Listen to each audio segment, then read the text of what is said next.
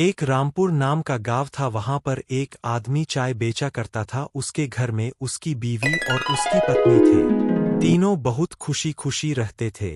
उनके पास कमाई तो ज्यादा नहीं थी, लेकिन फिर भी किशन अपने परिवार के लिए दिन रात मेहनत करता था और खेती भी करता था।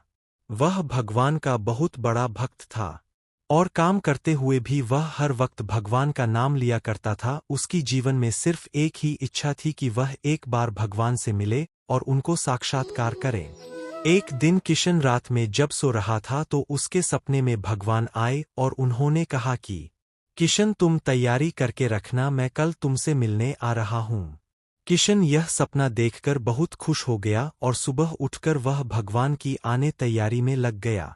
उसने भगवान के लिए ढेर सारी मिठाई और खाने के लिए दाल चावल बनाकर रखे थे और कुछ पैसे भी रखे थे भगवान के लिए नए कपड़े देने के लिए।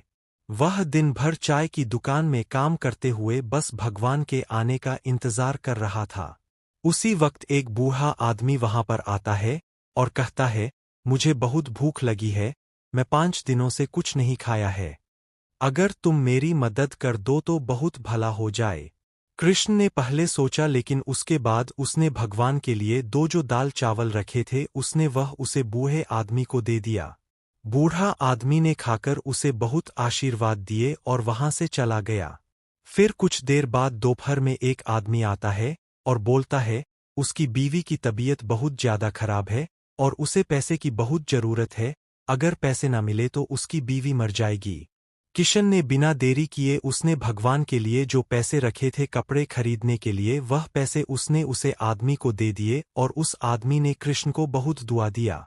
जैसे शाम होने आई तो एक छोटी सी बच्ची रोते हुए किशन के दुकान से गुजर रही थी। किशन ने पूछा, क्या हुआ, तुम क्यों रो रही हो? उस बच्ची ने कहा कि अगर कल मुझे पैसे नहीं मिले तो मेरा विद्यालय से नाम कट जाएगा और मैं पढ़ाई नहीं कर पाऊंगी, इस वजह से मैं रो रही हूँ। किशन ने तुरंत उसे अपने पास बुलाया और जो भी उसके पास पूरे दिन भर की कमाई थी उसने वह उस बच्ची को दे दिया, साथ में उसे मीठा भी दिया जो उसने भगवान के लिए रखे थे। रात में वह निराश होकर घर लौटा और बिना कुछ खाए सो गया।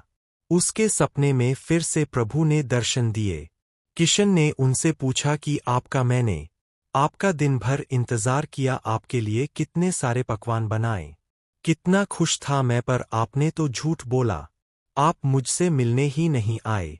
तब प्रभु ने हंसकर कहा, किशन, मैं तुमसे एक बार नहीं 3-3 बार मिलकर गया हूँ। जब जब तुमने जरूरतमंदों की मदद की तब तब उनके अंदर मैं ही तो था। जो इंसान अच्छा काम करता है उसे मुझे ढूंढने की जरूरत नहीं है, मैं खुद उनके पास आता हूँ। हर एक इंसान, हर एक पक्षी, हर एक जीव के अंदर मैं हूँ।